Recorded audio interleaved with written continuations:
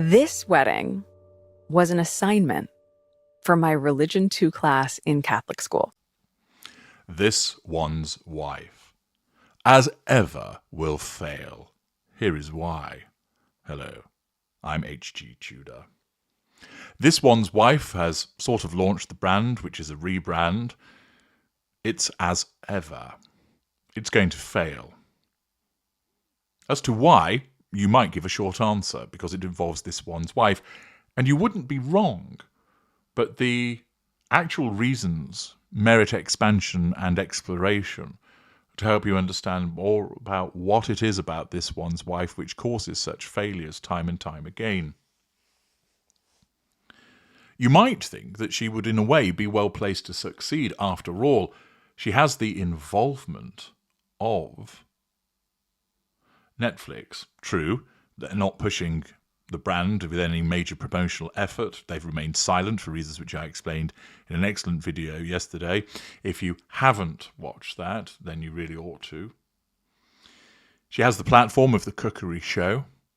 Whilst that might not specifically mention as ever, she has the opportunity to merch things that were used in the cookery show.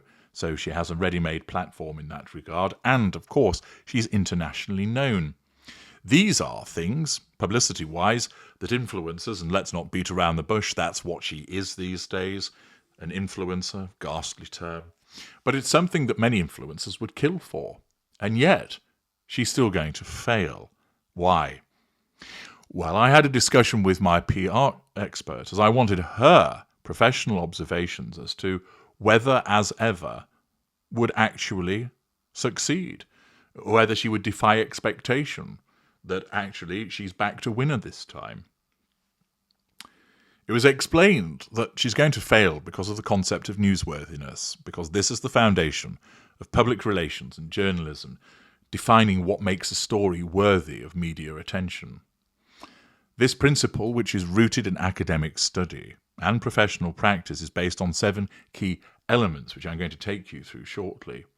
These are commonly used in journalism and public relations and have evolved over the time through the work of various scholars and media professionals.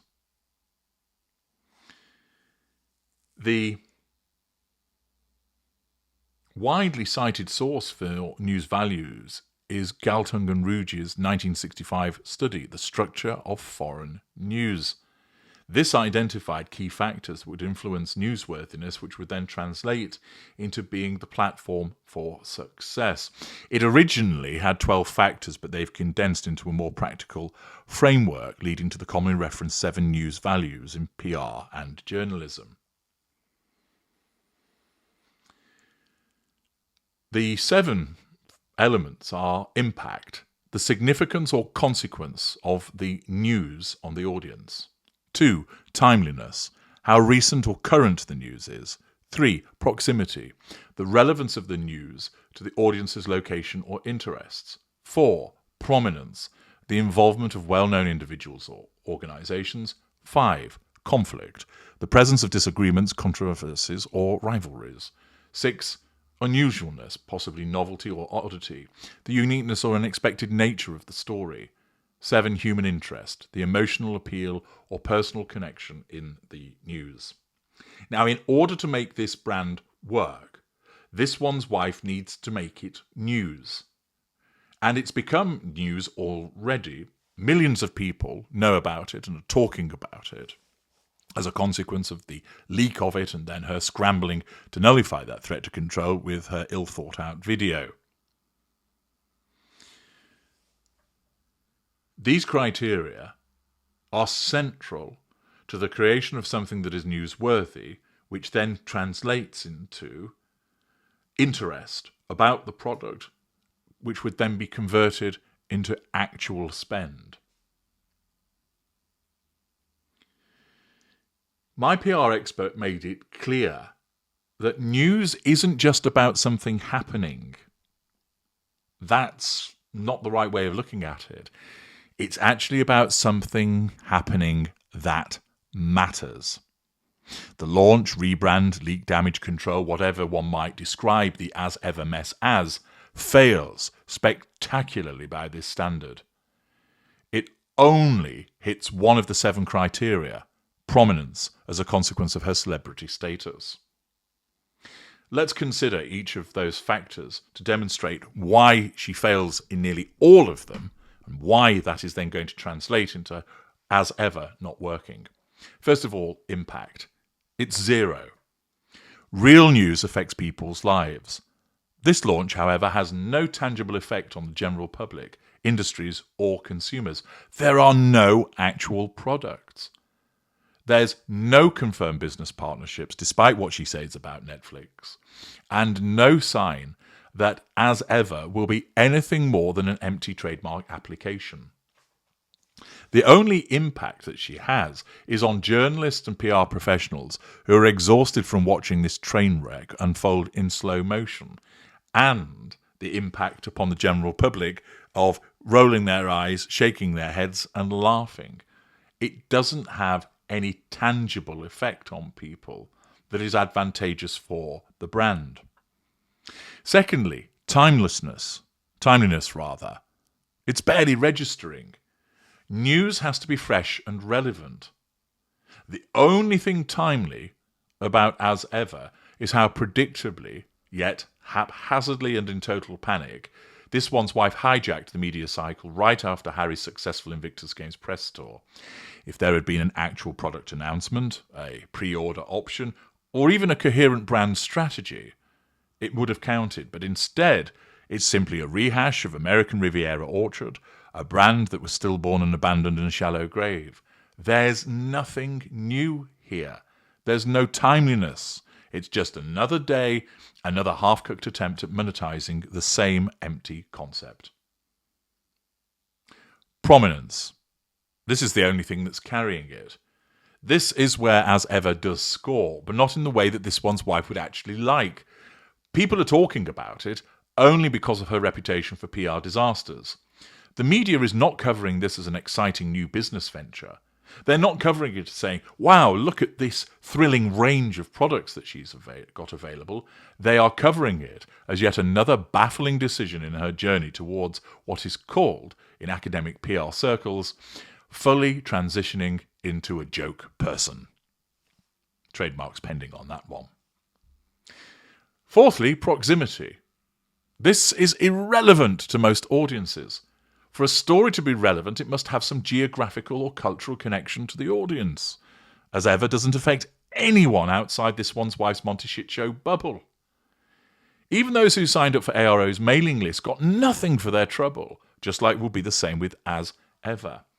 There's no reason for this story to resonate with any particular community. It doesn't resonate with the people that don't like her, because they don't like her, which means they're not going to buy anything. It doesn't actually resonate with the shuggers. Why? Because invariably they are drawn from a low socioeconomic group that can't afford whatever it is that she's going to be offering, and therefore she can't rely on that support. There's no proximity to an audience that's going to translate into people buying things.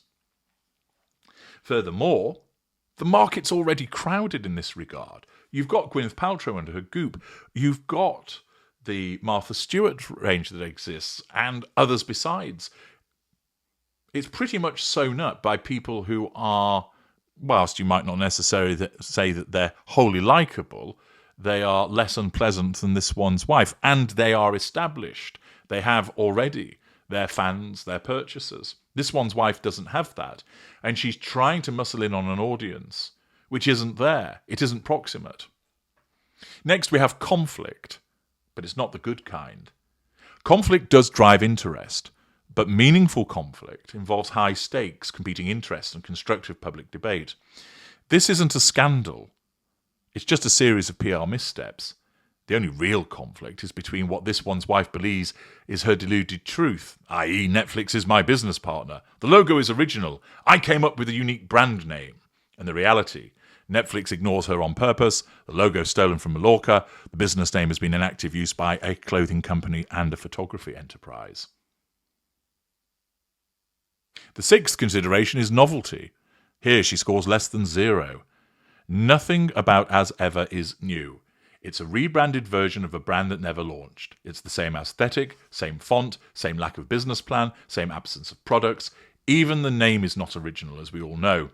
There is nothing novel about renaming an unlaunched business and slapping together a self-indulgent Instagram video. Human interest is laughable at best. Human interest stories should be emotionally compelling. The only emotion as ever inspires is second-hand embarrassment. If the goal was to connect with audiences, then why not focus on the supposed products? Instead, the launch video is an influencer-style vanity reel showcasing this one's wife's Ozempic results rather than anything of value. Even her most devoted fans are left asking, what is this brand? What's she actually selling? And why should we care? It matters not that the leak happened and she was forced to come out with the news earlier. She shouldn't have done it like she did in response to the leak, but that's a topic for another analysis. With that, many things are already prepared and ready to go live. Online shop, photography, fonts, website, cooking show, the works. Why are there still no products? Why isn't she sat there holding a jar of jam? Jam is my jam. With the new labels. Why isn't she saying she's hastily got some of the products in her kitchen and gives you an early introduction to them, to introduce the story, to whet the appetite? There's no story behind the whole thing. There's no brand mission. There's no vision. The shiny frame is ready, but where's the painting? Her lack of popularity, of course, features into all of this, that she's trying to operate in a crowded marketplace. What she's trying to do has been done many times before by much more successful, likeable and organised individuals. It's also out of place. It's not relevant to the audience. It's not got the timeliness. Many people are struggling with regard to the rising cost of living, etc., energy costs and so forth. The last thing that they want is to be spending $50 on a jar of jam. And as I mentioned earlier on, her core support can't afford it. To sum it up, as ever is simply not newsworthy in the way that it ought to be if that's going to translate into genuine interest in the product and sales. It's not a brand launch. It's not a rebrand. It's a desperate, last-ditch attempt to maintain relevance by a woman who refuses to listen to professionals, who ignores PR fundamentals, and never, ever cleans up the mess she leaves behind. Stillborn ARO got thrown into that shallow grave without any grieving, and in lieu of flowers got a palm tree and 2 birds. SussexRoyal.com is still up, despite being obsolete.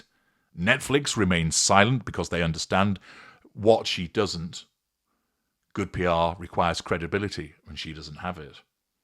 If Netflix acknowledges as ever they risk legal trouble, as I've explained, due to the trademark issue. If they deny involvement, they confirm she's lying. The only option is to distance themselves and let this debacle implode under its own weight. This is not a relaunch. It isn't news.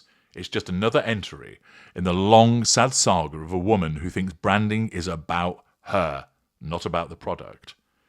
And because she cannot create the newsworthiness, not in the way that would convert to sales, that would convert to interest, that the only interest is from people laughing at her and rolling their eyes at her behaviour, and her supporters are even left scratching their heads as to, but where is it? What does it stand for? And even then, they're unlikely to be able to buy from it because of the cost of it all. Quite simply, it's all about her because of her narcissism. She fails to listen because of her narcissism. She messes it up, once again, because of her narcissism. And for these reasons, that's why, as ever, we'll fail. I'm H.G. Tudor. Thank you for listening.